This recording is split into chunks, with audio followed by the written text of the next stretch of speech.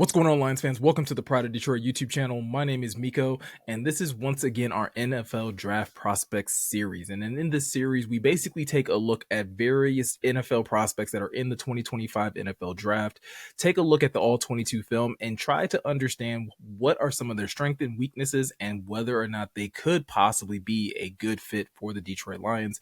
If this is your first time checking out the series, first and foremost, be sure to hit that subscribe button and hit that notification bell. That makes it so much easier for you to find the Pride of Detroit YouTube channel whenever we decide to upload new videos or whenever we decide to go live over here on YouTube. It also makes it easier for when we continue this series for you to be notified immediately when we have a new player profile uploaded to the channel. This is the third player that we have basically profiled in this short series, and today we are going to be looking at our first offensive lineman, Ohio State left guard Donovan Jackson. Now that name, if that name sounds familiar to you, he was recently mocked to the Detroit Lions by Daniel Jeremiah in his mock draft 2.0, I believe. And so with that said, I thought it was a good opportunity to basically look at the guy that Daniel Jeremiah thinks would be a good fit for this Lions roster. And when you talk about offensive line, this is one of those, somewhat of like a sneaky need. We talked about wide receiver a couple weeks ago as being in that same category. I think offensive guard is exactly in that same bucket. When you look at initially, so many people get blinded by the fact that the Lions have Frank Ragnow, Penei Sewell, Taylor Decker, even Graham Glasgow still on the roster, but there is a sneaky need at that other guard position. The Lions did go out and draft Christian Mahogany last year in the later rounds, and he did play a couple games this past season and showed a lot of promise. But the Lions could always use some additional youth when we're talking about the trenches of that offensive line, because we know how much and how important that group is to the success of the Lions offense. And when you talk about a player like Donovan Jackson, I think he's someone that could possibly fit in with what the Lions are doing. He's not a perfect prospect by any stretch of the imagination. There are definitely some things that he can improve on in his game. But when you talk about just having a big body in the middle, and you talk about a guy that specifically does a really good job in pass protection, I think Donovan Jackson is a guy that I think a lot of Lions fans should at least get familiar with as we kind of get closer to the draft process, or get to draft day, should I say. One of the things that I really do like about Donovan Jackson, like I said, is his size. He's about 6'4", 320 pounds. This past season in 2024, he played a little bit of double duty. For most of his college career, he was a 3-year starter at Ohio State. He primarily played left guard. This past season, due to some injuries, he ended up having to kick out to left tackle, and it's a very much a mixed bag for him. We saw him basically start a number of games, starting with the Penn State game in week 10, and basically played left tackle from week 10 all the way down to week 16 in the game against Tennessee. So, that's a good chunk of versatility for him. I will say, I watched the tape on the Penn State game.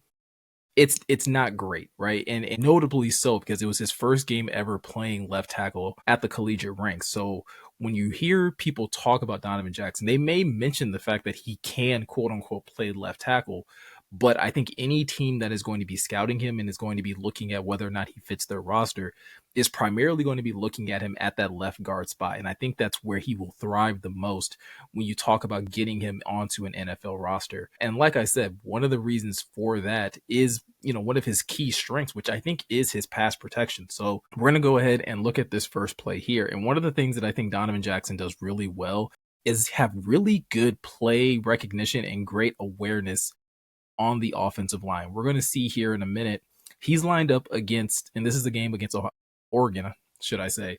Donovan Jackson is lined up against number 32 here. He's going to take number 32 head up and does a really good job of just walling him off, keeping him away from the quarterback. But what you're going to see as this play develops is this defensive lineman, number 10, over on the left-hand side of your screen. He's going to come over like on a bit of a stunt and come looping around. And while Jackson is still blocking 32, he's going to have enough awareness and enough, strength to be able to still hold off his man and at least get an arm on number 10 to at least be able to slow his momentum so that his quarterback, again, doesn't have to rush this throw too much, but it's still be able to get out and make a nice throw to the boundaries. And this is the type of stuff that you want to see from your interior offensive lineman when it comes down to making a play and being able to give your quarterback, enough cushion and enough time to be able to go through their reads.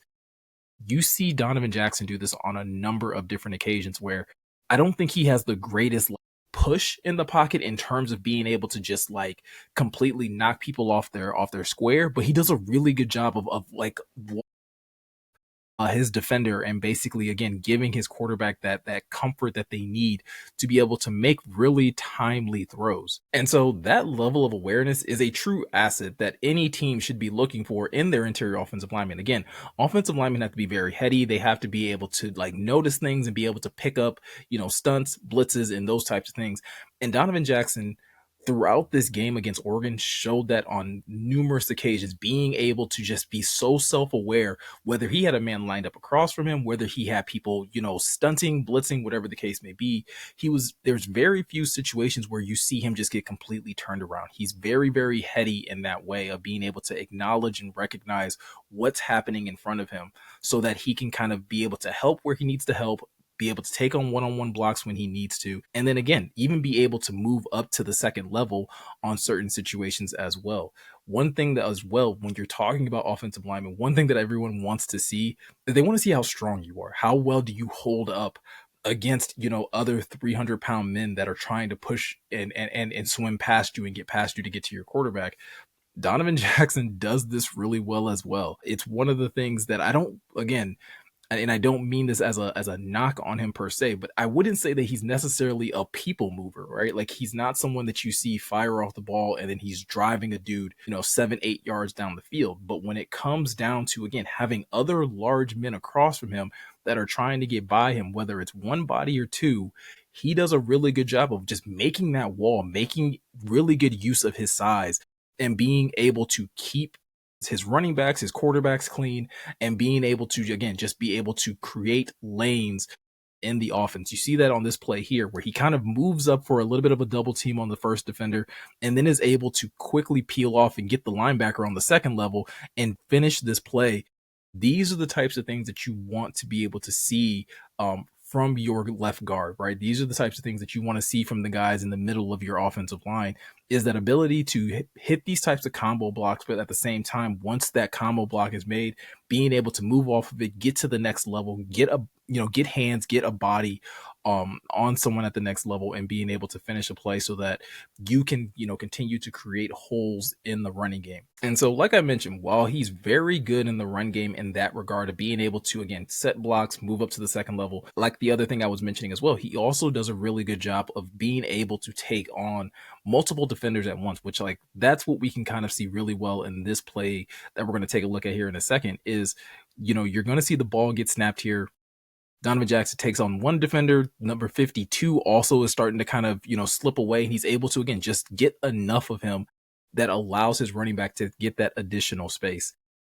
These are the types of things that, again, like you're not always going to have a one-on-one block. If you typically have two guys that are trying to bull rush you or trying to get past you, how well can you do at occupying space? And this is something, like I said, I think he does really, really well for Ohio State this past year. They did a really good job of continuing to run to his side, and they got big chunks time after time. We're primarily looking at the Oregon game here, but in the last video I did, I was basically looking at Mike Green, the edge rusher out of Marshall, and if you go back and watch that game of Marshall versus Ohio State, you'll see how many times they run to this left side and there's just big play after big play. And a lot of those big plays are coming by way of Donovan Jackson being able to, again, just be able to occupy bodies. Like I said, you don't see him necessarily firing off the ball, driving a dude, 5, 6, 7, 8 yards down the field, but he's doing just enough to wall guys off to be able to create those lanes. And that's, more than you can ask for at times from your offensive line. That doesn't mean that he couldn't get better in this area. That's why I say like he's not a perfect prospect, because I think as we're going to take a look at in a moment, like there's a couple things here and there that if he just, cleaned up those things, I think would make him so much more impactful, specifically as a run blocker. I think as a pass blocker, I think he's very good. I think he's very polished in terms of, again, his pass sets, his awareness, understanding, again, when to pass things off and how to be able to keep guys in front of him. Run blocking is an area where I think he can still get better, primarily with driving his feet, primarily with the thing that we're going to look at right here, which is hand placement. And hand placement is something that probably like most fans don't pay a lot of attention to when it comes down to watching a play develop. We look at, okay, a play happens, either it gains yards or it doesn't. But the little things that take place in the trenches oftentimes come down to what you're doing with your feet and what you're doing with your hands. And Donovan Jackson is someone that could really, really, use some additional attention to what he is doing with his hands. You're going to see him fire off the ball here. And he's going to kind of take on number 90 here in the middle that's head up over the center here. And I'm going to try to like kind of, pause this at a point when they engage, but I want you to take notice of where Donovan Jackson's hands are versus where they should be. And so, you know, the ball is pretty much hiked here.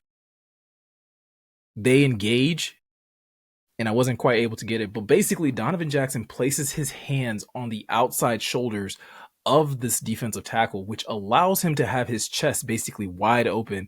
The defensive tackle is able to literally punch into his chest, create that space, and then is able to still pursue after the quarterback.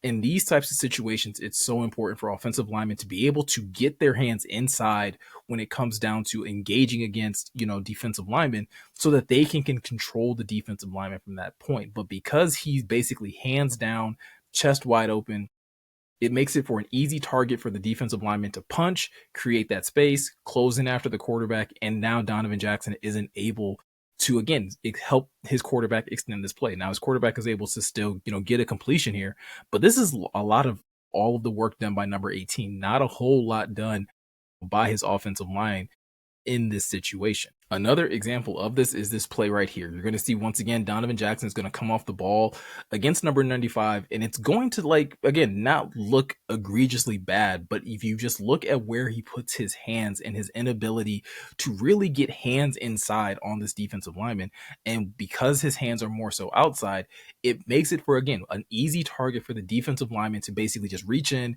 push off, create the space that he needs, and now he's able to, again, continue to push the running back outside instead of, again, Donovan Jackson being able to get hands inside, being able to drive his man further down the field, or again, at least be able to wall him off so that he's not the guy that's basically able to chase the running back out of bounds in this situation.